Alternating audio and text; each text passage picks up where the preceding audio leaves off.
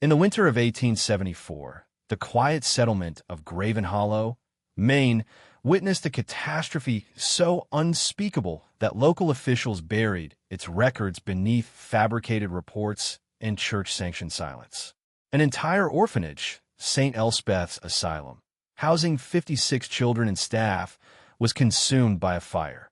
Yet, when investigators sifted through the smoldering ruins, not a single human remain was found.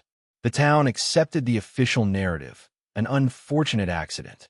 But beneath the ashes of that orphanage lay a truth so grotesque, even the most hardened lawmen turned away. The Sinclair family's version of salvation was unlike any other. Founded by Reverend Abram Sinclair, a charismatic preacher exiled from Boston under vague accusations of disciplinary excesses, the family fled to Graven Hollow, seeking a fresh start. In 1829, Abram purchased the decrepit St. Elspeth's Asylum, a crumbling stone building that would soon transform from a sanctuary for orphans into a cathedral of cruelty. But Abram's theology was already poisoned. He preached that sin wasn't just spiritual, it was physical, and it could only be purged through suffering of the flesh. Unknown to his benefactors in Boston, Abram Sinclair had begun constructing a labyrinth beneath the asylum. Tunnels and chambers carved meticulously into the bedrock served as purification sanctums, where the doctrine of penance became a euphemism for systematic torture. The community, desperate for the Sinclair's charity, looked the other way as children disappeared under the guise of adoption or illness.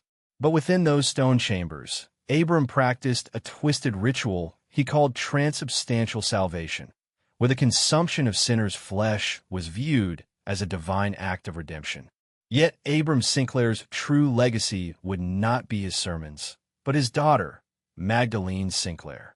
At just 19, Magdalene inherited not only her father's fanatical zeal, but sharpened it into something even more insidious. She traded the overt brutality of her father's punishments for psychological domination.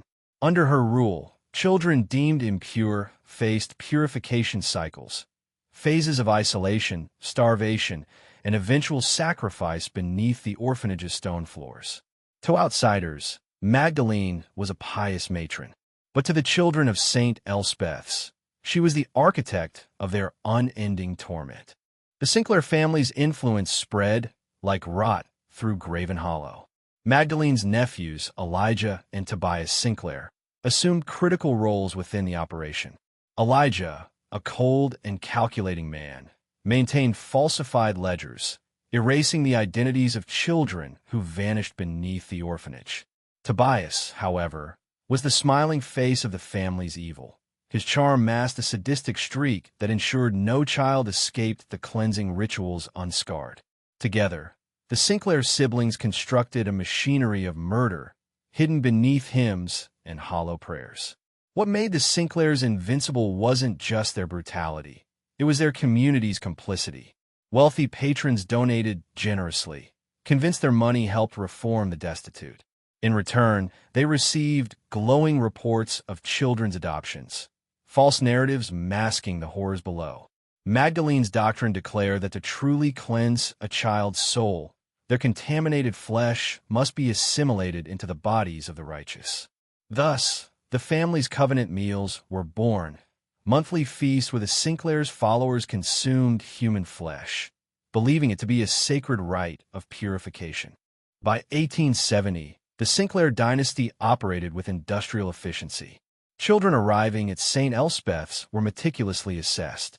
Those deemed too rebellious, ill, or inconvenient were scheduled for cleansing.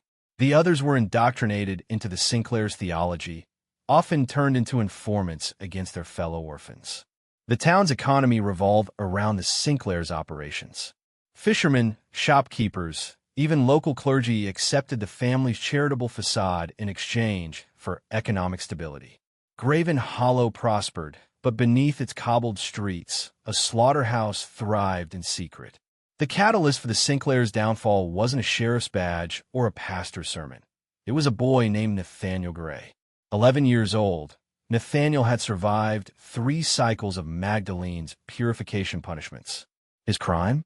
Teaching younger orphans to read forbidden texts salvaged from the asylum's charred library wing.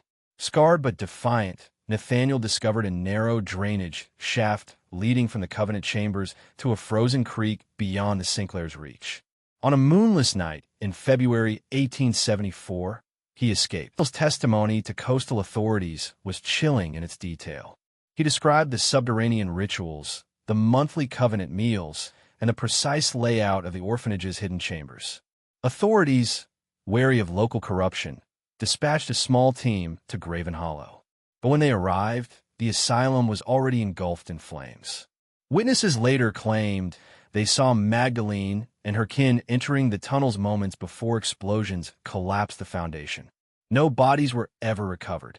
In the wreckage, investigators found only one artifact intact: a charred communion table, carved with 56 names. Each was marked with a single word: cleansed.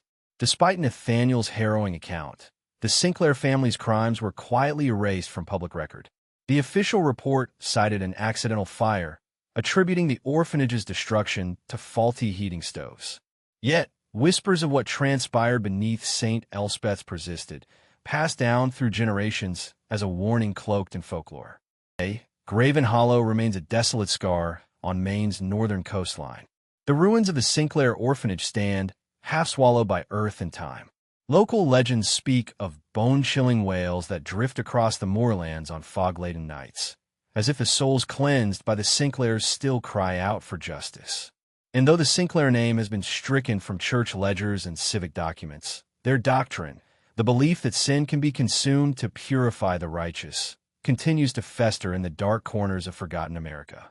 For the Sinclair family, salvation wasn't a promise of grace. It was a sentence of flesh. And Graven Hollow became a monument to what happens when piety is perverted by power,